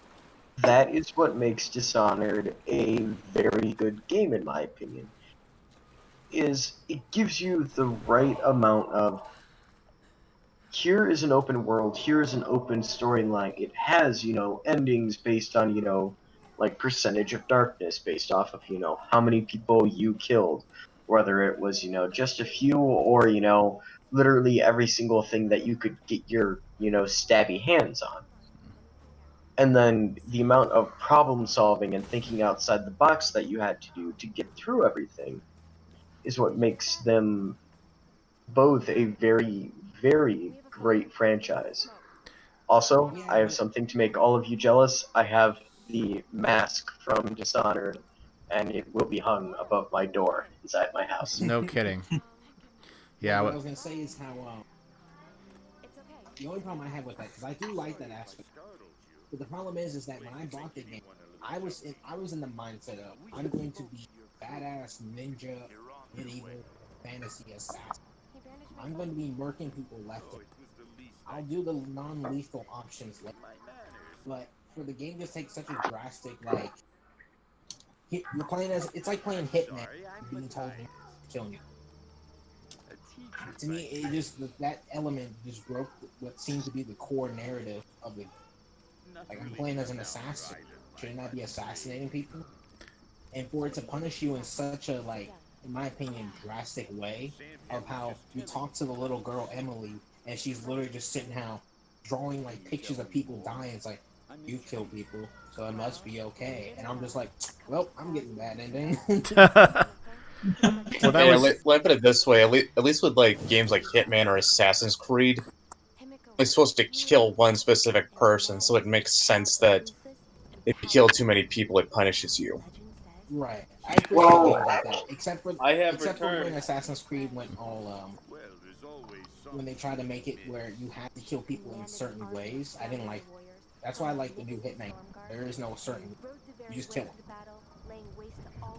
I mean, the new Hitman, I will admit, it holds your hand less than Absolution did, but a little bit more at the same time. The good thing about the new Hitman games, because I've played the hell out of them. I played the hell out of Hitman and Hitman 2. And the thing is with the hand-holding is that you don't have to. You can even turn off those settings in the menu so they never even pop up. Which is something I appreciate. I think the coolest thing I did in Hitman was it was during that it was in the first reboot one. I was like up in like the rafters of like this fashion show, and like the guy I was supposed to kill was on stage. I had a silencer pistol, and I shot him on stage, and I got away without anyone seeing me. Like I was all the way up. I shot him in front of all these people, but no one saw me because I was. The best ones. You do the risky move, and you somehow get away. Yeah, I thought it was like the coolest, it's the one kill in the game. Like I totally remember because it was my decision to kill that character that way. That's why I love those games. That's why, in terms of like some of the newer come out, I always are like some like. I just love your freedom to just go out as and I love how like I'm a bit of a completionist, not perfectionist when it comes to the game. So I have a hard time not immediately restarting the mission when I fuck something. And so there are times when I myself to just say, alright, no save. I'm just gonna just go through this mission. If I fuck up, I just have to. And even those moments are still amazing. There's so much, like when you try to get that perfect, like when you're gonna shoot the guy on the stage, but for some reason you miss his head and hit him in the shoulder, and he lives and he runs. Now you just have to go with that. Love moments. I hate it, but I love it at the same time. Yeah, I just think it was like just like the coolest thing ever. Well, my favorite part, back to Dishonored 2 briefly, was that you could choose to play as either Corvus or Emily, and as you say Corvo, I'm sorry, and there's a neat little role-playing aspect of it too. Like if I chose to play as Corvo, then not only have I lost my wife, but I also lost my daughter. So I went full berserk murder mode with him. But when I played as Emily, I said Emily would have taken her father's lessons to heart, so she went more peaceful. So I got two totally different experiences, and it had a neat little role-playing layer on top of it. Yeah. Like, I don't want to knock on Dishonored, because it is still a fun game. Like, don't get me wrong. It's just that initial punishment of being violent kind of threw me off from the game. Even then, this is continuing on with your point, Dan. Even then, you could make a argument all the same for a reversal of roles between Corvo and Emily.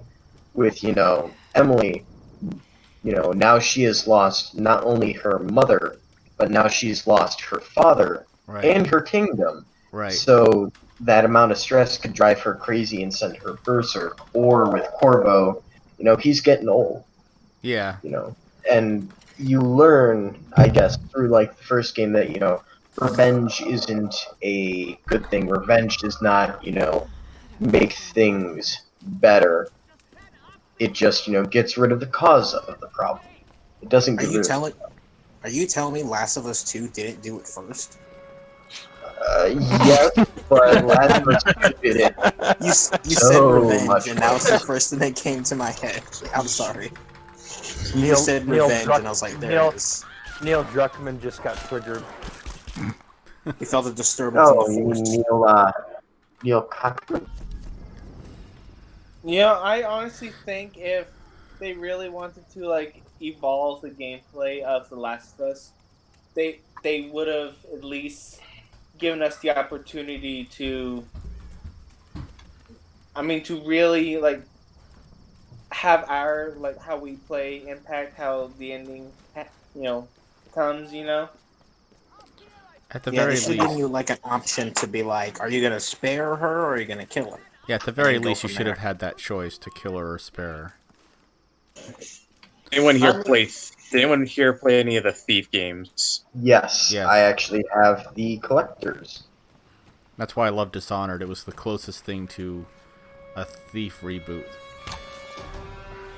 Until the actual one happened, and it sucked. I just thought about that. He's like, it's like, didn't they reboot Thief? And I said, that must explain why he didn't mention it. Sucks. Yeah, it does.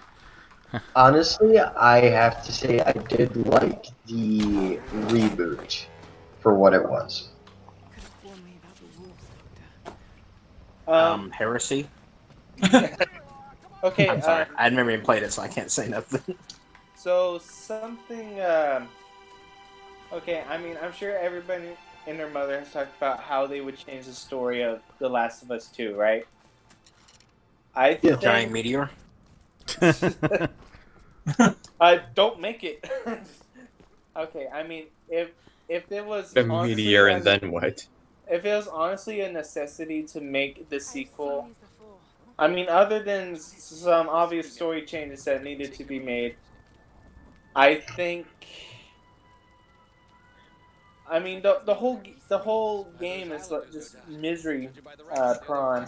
Just it's just a whole slog of just misery and pain, and I think it'd be cool to kind of Like have life. it to where you could avoid it being like that through your actions. And Oh, like play a pacifist route the whole way through. You see, that is something that was brought up by, because I just watched it, I think today or yesterday. Once again, Zero Punctuation, the Last of Us 2 review, that was something that he did bring up, and he bitched about for, good 30-45 seconds, which for him is a lengthy amount of time, that it is just a misery simulator. Oh, Mike and Scratchy Bum, what have they done to you? right. And I just think, like, okay, that's fine and all. You want to tell your story, but like even Fable did like, games like Fable did it a lot better. One could argue any game could do it better. Yeah. Multiple games have done it better. Red Dead Redemption. Red Dead Redemption. Just to name something more recent. Spec Ops: The Line. Spec Ops: The Line was a fantastic story, in my opinion. I liked it. I thought it was wonderful. It's a good story. I don't know if it's a good game, though. Story for a game. Let me rephrase that. Story for a game. It's an okay game, but with a great story, and even the guy who created the story has gone on record saying, I don't know if I would make that today. Right. It's also kind of interesting because it's like I saw a thread he put on Twitter, and it's some very interesting insight on it. Like there were people reading attention into it. He didn't. There were people reading things into the narrative that he didn't really intend. Yeah, I remember that. I remember seeing that, and I was talking to someone how much interpretation is taken from someone's story, but the writer never intended that from the beginning. Think of how many times you've watched, read, or whatever a story, and walked away with this certain mindset, only to find out later that the writer or author or whoever was literally like, what are you talking about? Yeah, you have... what do you mean? What do you mean the demons of capitalism? What? You would have loved my 11th grade English teacher because we were reading The Scarlet Letter, and she said, "Can't you see how they're standing on the scaffold? It forms a letter A." Like, no, that's not what it's supposed to do. No. Get it? Because Hester has an A on her chest, and now they're standing in the formation of an A. It's like that's a massive reach there. Teach. Okay.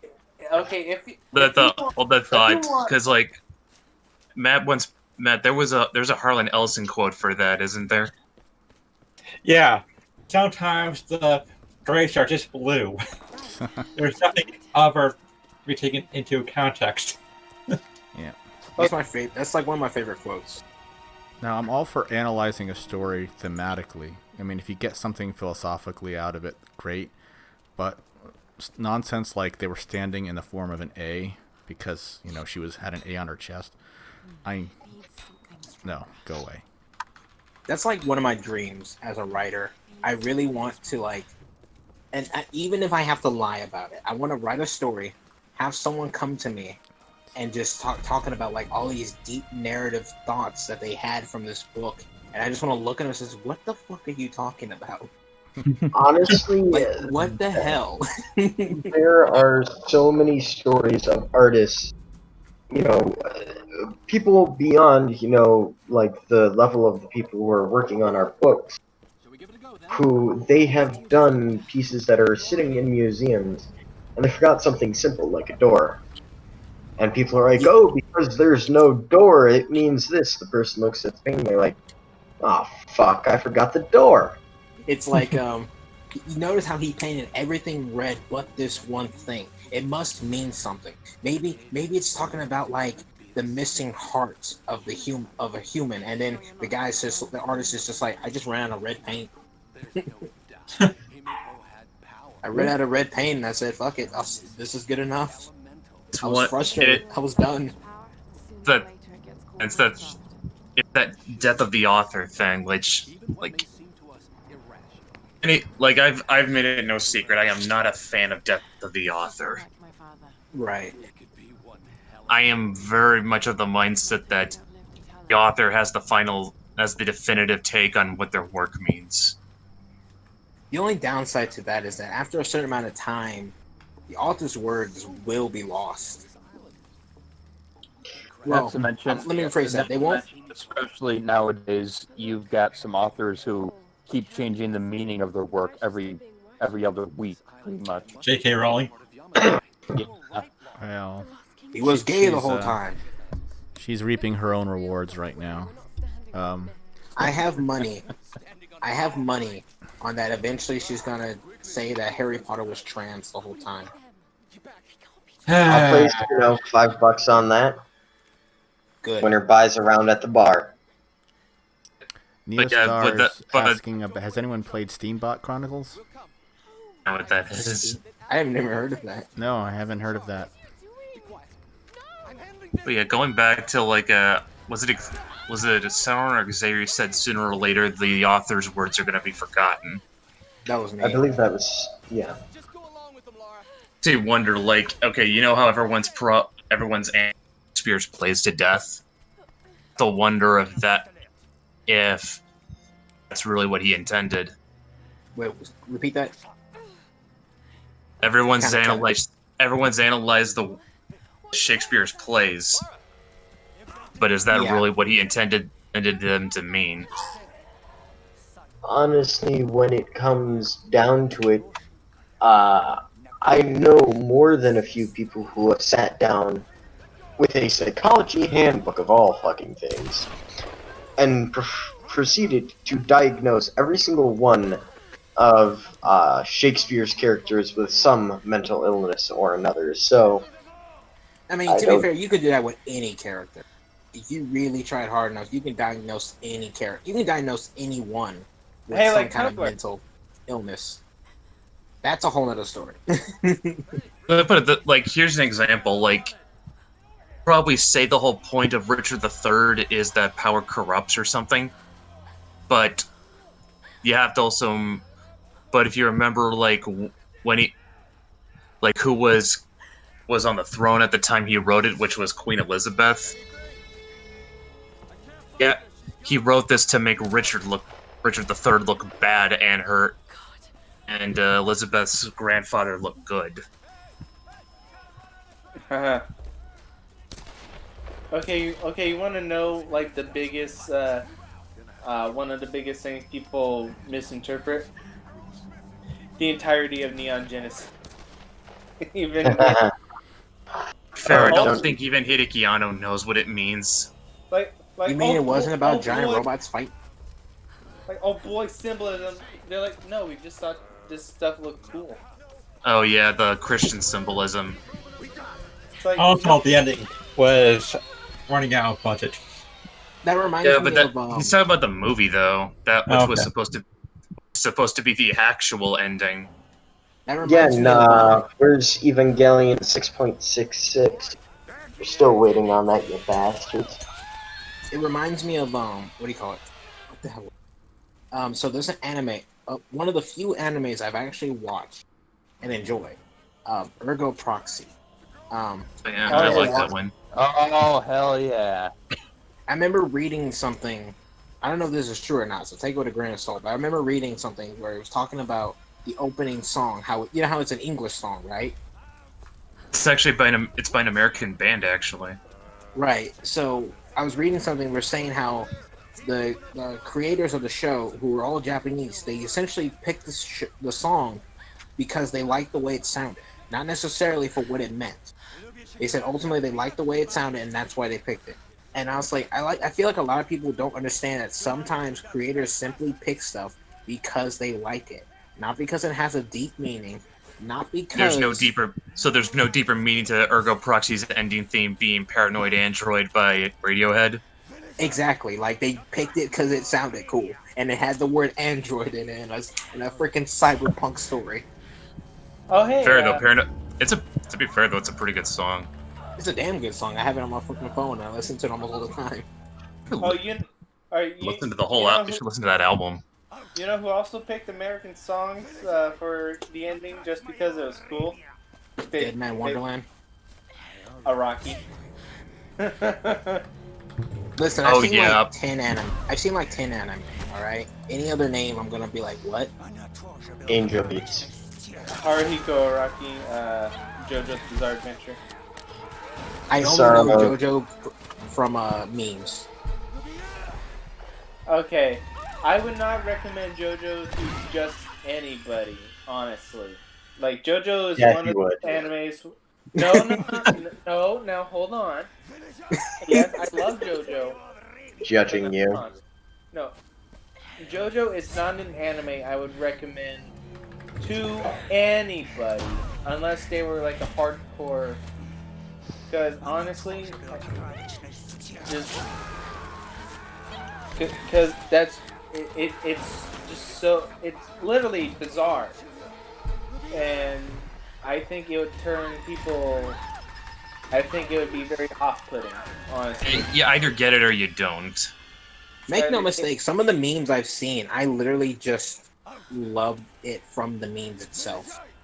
Oh well, then you should at least maybe give it a try. I just went in. I didn't skip. Bullshit! Lara shot that guy in the gut. How is he not dead? She shot him in the gut.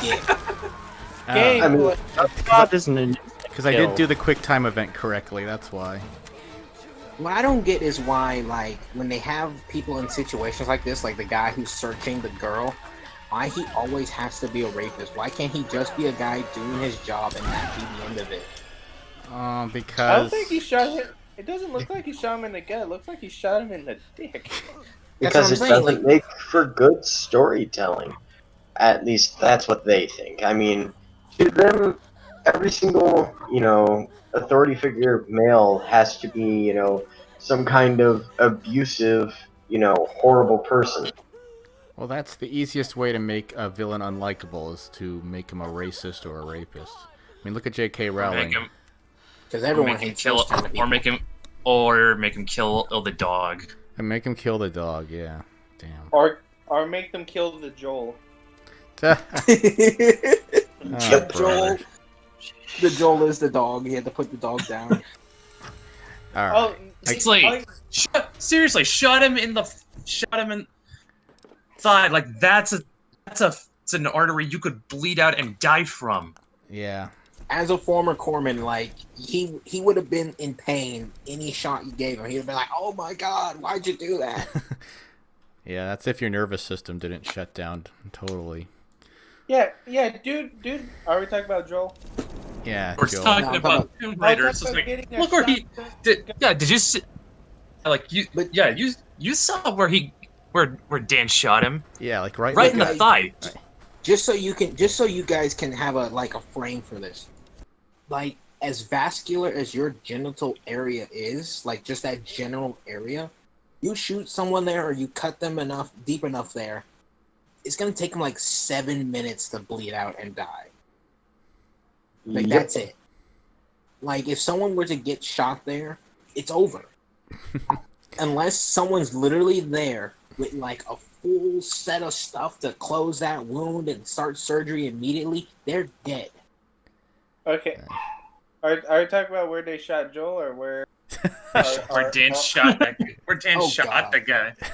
Where he shot the guy. You're not gonna say. God damn, you were I think Dylan is beating that Dylan, you're beating that horse harder than Abby beat Joel. Well, you know. No, Hey, I'm just Brett. not- This is Brett, Dylan to our stream. You don't get to rush this. no, Dylan, no. It was too good of a. It was just too good of an opening. Dylan, you are two. The last of us two. As But seriously, Abby which is is Joel. more dead, that horse or Joel? What's the Simpsons meme? Stop it! He's already dead. All right, guys. Dylan, go ahead. I was just saying. I was just lost for a second. I just got lost in the conversation. I didn't realize where we were at. He smelled blood in the water, and like a shark, he swam towards it. Yeah, honestly, I thought that was just I just saw an opportunity and I snatched it. That's all. Right. All right, guys. Yeah, that's the end of my time. It's past 11, so I gotta go. But I had a lot of fun riffing on Tomb Raider tonight, and thanks everyone for talking and hanging out. And I guess I will see you next week. How's everyone been? How's everyone gonna do? I don't know. We'll find out then. But I'm gonna end on this right here. Let me see if I can. There we go. Oof! I gotta readjust that. This is Dylan's notorious memeage of Gavin. Maeve, I'm trying to escape the lizard creatures, but I'm dummy thick and the clap of my cat thighs keeps alerting them. And I made sure to deep fry it. I mean, it's how you do. You get some good, crispy, deep fried memes, my man. All right, guys. I love how deep fry can be applied to both food and memes. And on that note, folks, Brett is the big gay. good night, everyone. Thanks for watching.